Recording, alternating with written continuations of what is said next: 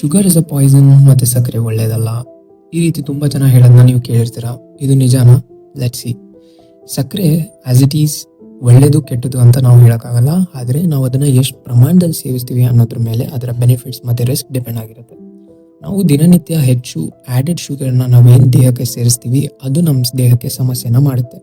Sugar is not poison, but too much sugar is definitely a risk.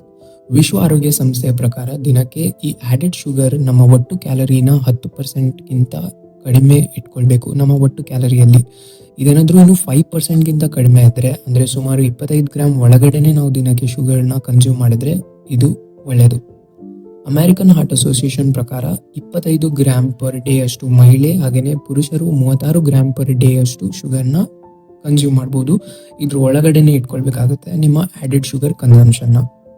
Sugar ಜಾಸ್ತಿ ಆಗೋದ್ರಿಂದ ಏನಾಗುತ್ತೆ, ನಿಮ್ಗೆ ಗೊತ್ತಿರೋ ಥರನೇ ಶುಗರ್ ಸ್ಪೈಕ್ ಆಗುತ್ತೆ, ಇನ್ಸುಲಿನ್ ಹೆಚ್ಚಾಗುತ್ತೆ, ಟ್ರೈಗ್ಲಿಸರೈಡ್ಸ್ ಕೊಬ್ಬು ಹೆಚ್ಚಾಗುತ್ತೆ, ನಿಮ್ಮ ಬಾಡಿ ಜಾಸ್ತಿ ಟ್ರೈಗ್ಲಿಸರೈಡ್ಸ್ ನಿಮ್ಮ ಬ್ಲಡ್ ಲೆವೆಲಲ್ಲಿ ಇರುತ್ತೆ, ಹಾಗೆಯೇ ಫ್ಯಾಟ್ ಸ್ಟೋರೇಜ್ ಜಾಸ್ತಿ ಆಗುತ್ತೆ, ನಿಮ್ಮ ತೂಕ ಹೆಚ್ಚಿಗೆ ಆಗುತ್ತೆ, ಫ್ಯಾಟಿ ಲಿವರ್, ಹಾರ್ಟ್ ರಿಸ್ಕ್ ಇವೆಲ್ಲ ಚಾನ್ಸಸ್ಗಳು ಹೆಚ್ಚಾಗುತ್ತೆ.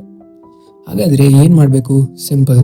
ನಿಮ್ಮ ಚಹಾ ಕಾಫಿಯಲ್ಲಿ ಶುಗರ್ನ ಕಡಿಮೆ ಮಾಡಿ ಅಥವಾ ಇವೆನ್ಚುಯಲಿ ಅವಾಯ್ಡ್ ಮಾಡಿ. ಸಾಫ್ಟ್ ಡ್ರಿಂಕ್ಸ್ ಮತ್ತು ಪ್ಯಾಕ್ ಜ್ಯೂಸಸ್ನ ಅವಾಯ್ಡ್ ಮಾಡಿ. ಇದರ ಆಲ್ಟರ್ನೇಟಿವ್ಸ್ ಆಗಿ ನೀವು ನಾನ್ ಕ್ಯಾಲೋರಿಕ್ ಸ್ವೀಟ್ನರ್ ಇರುವಂಥ ಡ್ರಿಂಕ್ಸ್ನ ಕನ್ಸ್ಯೂಮ್ ಮಾಡ್ಬೋದು ಒಕೇಶ್ನಲಿ. ನಿಮ್ಗೇನಾದರೂ ಸ್ವೀಟ್ ತಿನ್ಬೇಕಂತಿದ್ರೆ ಹೋಲ್ ಫ್ರೂಟ್ನ ಆಯ್ಕೆ ಮಾಡಿ.